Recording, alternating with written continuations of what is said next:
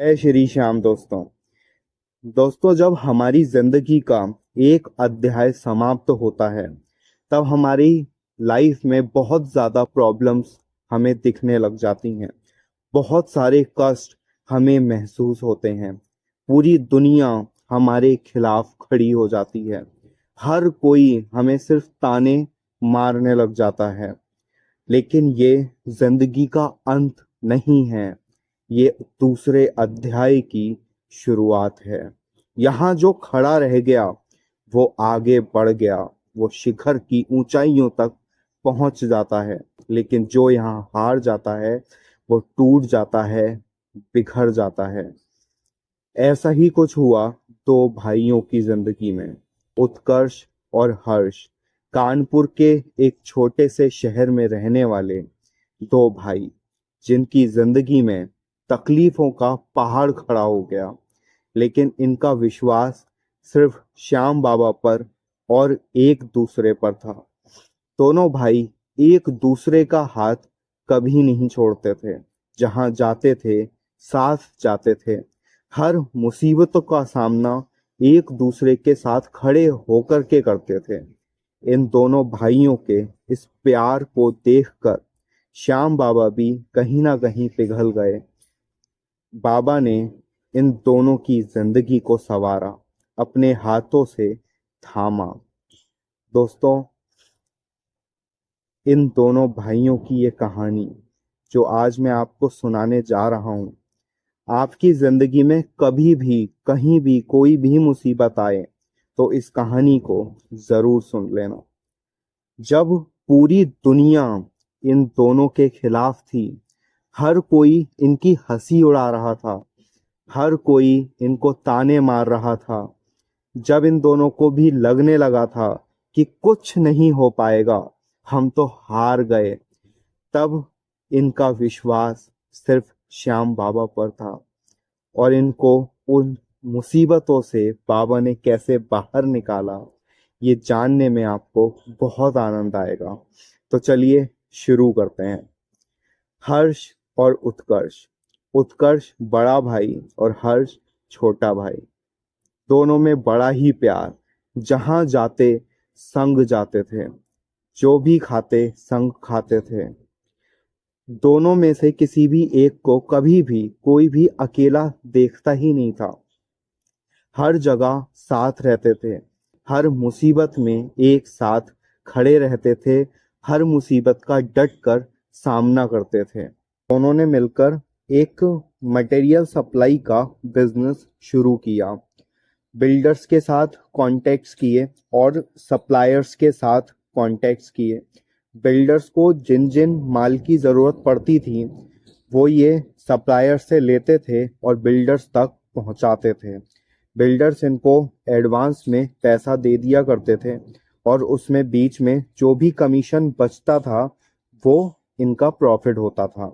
इस तरीके का एक बिजनेस मॉड्यूल था जो दोनों भाई मिलकर के साथ में चला रहे थे। शुरू शुरू में बिजनेस बहुत अच्छा चल रहा था, बहुत अच्छा पैसा भी ये कमा रहे थे। खुद की गाड़ी भी खरीद ली थी श्याम बाबा की कृपा से। परिवार में बहुत खुशियां थीं। लेकिन जीवन कभी भी सीधी रेखा की तरह नहीं चलता है। उतार चढ़ाव, सुख दुख, ये जीवन की देन है जो जीवन में आते ही आते हैं। और ऐसा ही दुखों का पहाड़ इनकी जिंदगी में भी एक दिन आ गिरा। हर्ष और उत्कर्ष, इन दोनों के पिताजी की तबीयत एक दिन बहुत ज़्यादा खराब हो गई। इलाज के लिए बहुत सारे पैसों की ज़रूरत थी। परिवार में प्यार बहुत ज़्यादा था। ये नहीं चाहते थे कि पिताजी को कुछ भी हो। जितना पैसा लगता है लगे, इमीडिएटली पैसों का इंतज़ाम करना था, क्योंकि इंस्टेंट डॉक्टर ने ऑपरेशन बताया था। जब चारों तरफ निगाह उठाई तो कहीं भी कुछ भी नजर नहीं आया सिवाय अपने अकाउंट के। उस बैंक अकाउंट में बिल्डर्स का दिया हुआ पैसा पड़ा हुआ था, जिस पैसे से उनको कुछ ही दिनों में माल सप्लाई करना था, लेकिन इन्होंने सोचा कि अभी हम इस पैसे को इलाज में इस्तेमाल कर लेते हैं, आगे चल कर के लोन ले लेंगे, धीरे धीरे चुकाते रहेंगे और माल टाइम पर सप्लाई कर देंगे। पिताजी तो एक दिन ठीक हो गए। वो बिल्डर्स का दिया हुआ सारा पैसा उनके इलाज में अब लग गया, लेकिन इन दोनों भाइयों के पास अब कुछ भी पैसा नहीं बचा।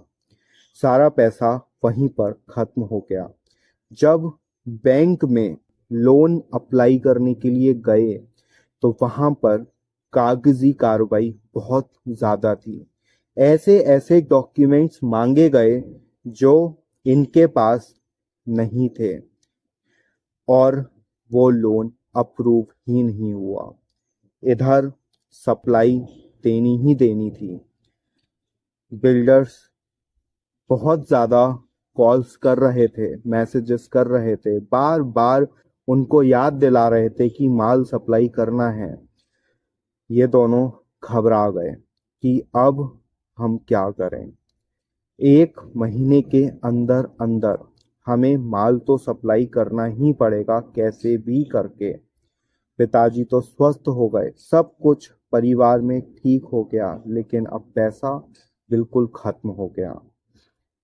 जब बहुत ज़्यादा सोचा विचार किया तो पाया कि अब हमारे पास सिर्फ एक ही ऑप्शन है, हमारा पुश्तैनी घर।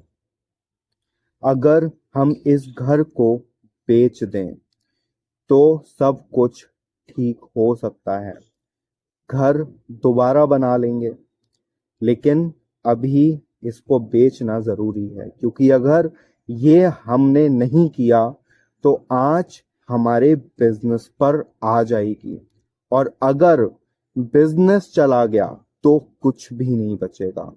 हम क्या कमाएंगे, क्या खाएंगे। इन्होंने इस ऑप्शन को चुना और अपना घर बेचने की प्रोसेस शुरू कर दी। जब ये बात धीरे धीरे लोगों को पता चलनी शुरू हुई, तब इनको एक एक करके सब जगह से ताने सुनने को मिलने लगे।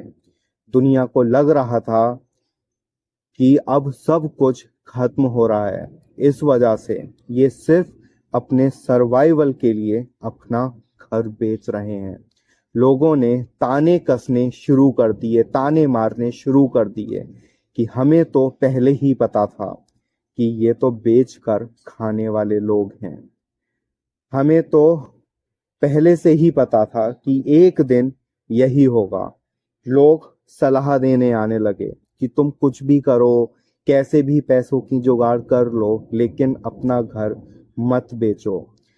इतना सब कुछ सुनने के बाद इंसान की हिम्मत टूट जाती है, इंसान अंदर से बिखर जाता है जब दिखता है कि कोई भी दुनिया में उसके साथ खड़ा हुआ नहीं है।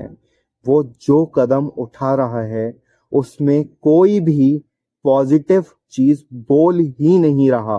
सब कोई निगेटिव ही निगेटिव बोल रहे हैं। सब कोई कह रहे हैं कि तुम तो अब बर्बाद हो गए, अब तो तुम्हारी जिंदगी में कुछ बचा ही नहीं, तुम तो सड़क पर आ गए। ये सब सुनकर इनकी हिम्मत कहीं ना कहीं टूट जानी चाहिए थी, लेकिन दोनों भाई एक दूसरे से बेइंतहा प्यार भी करते थे, एक दूसरे का सपोर्ट थे, और दूसरा श्याम बाबा पर इनका अटूट विश्वास था। इन्होंने बाबा के आगे हाथ जोड़े कि बाबा, आज जो हम कर रहे हैं बस हमारी लाज रख लेना, हमारी लाज जाने मत देना बाबा, हमारी लाज बचा लेना। हम आपके भरोसे ये कदम उठाने जा रहे हैं और अपनी जिंदगी की डोरी अब आपके हाथों में देकर हम ये कदम उठा रहे हैं। लाज अब आपके हाथों में है। और दोस्तों, कहानी में आगे चल करके देखना कि श्याम बाबा ने इनकी लाज कैसे बचा करके रखी।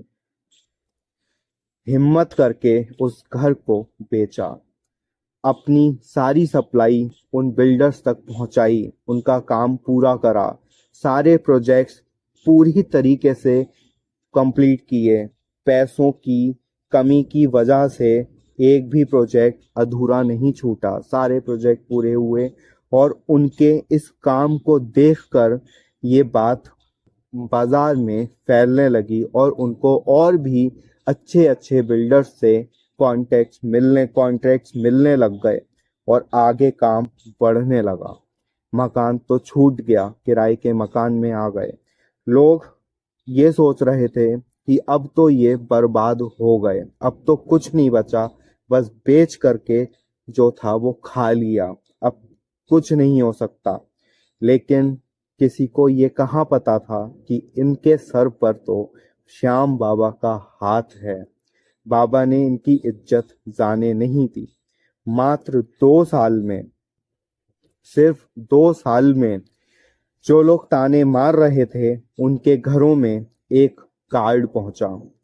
उस कार्ड में श्याम बाबा के कीर्तन का बुलावा था और नीचे लिखा हुआ था गृह प्रवेश। लोगों ने हैरानी के साथ देखा और उस इनविटेशन में एक एक करके पहुंचे।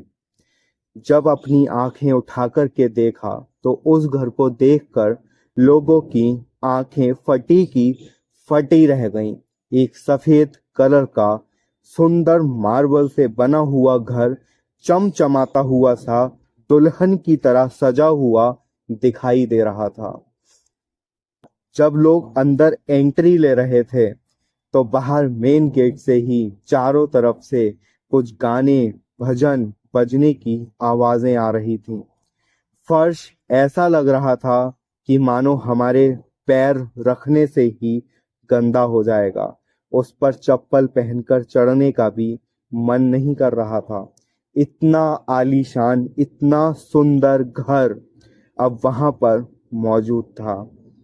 जब लोग और अंदर बढ़े तो वहां पर हॉल में एक सुंदर सा मंदिर था जिसमें श्याम बाबा की बहुत भव्य मूर्ति रखी हुई थी, जो देखने में बहुत ही ज्यादा सुंदर लग रही थी, फूलों से ढकी हुई थी। और वहीं पर खड़े हुए थे वो 2 भाई हर्ष और उत्कर्ष, जिनके चेहरे पर एक हल्की सी मुस्कान थी और सब लोगों के प्रति इज्जत और सम्मान था। बाबा के ऐसे भक्त जो श्याम बाबा के भरोसे सब कुछ करके आज अपना ये सुंदर सा मकान बना करके बाबा का कीर्तन यहाँ पर करवा रहे थे। सब लोगों की आंखें ये नज़ारा देख करके खुली की खुली रह गईं। दोस्तों, आई होप आपको ये कहानी पसंद आई होगी। जय श्री श्याम। जइयो मत जइयो खाटू के दरबार, वहाँ पर बैठा है जादूगर सरकार, वहाँ पर बैठा है जादूगर सरकार। नहीं तू बन के बावरा खाटू की गलियों में डोलेगा, तू बन के बावरा खाटू की गलियों में डोलेगा और चिल्ला चिल्ला कर एक ही बात बोलेगा, क्या कि मेरे श्याम का जादू है सर चढ़ कर। कैसे? मेरे श्याम का जादू है कि भैया तुम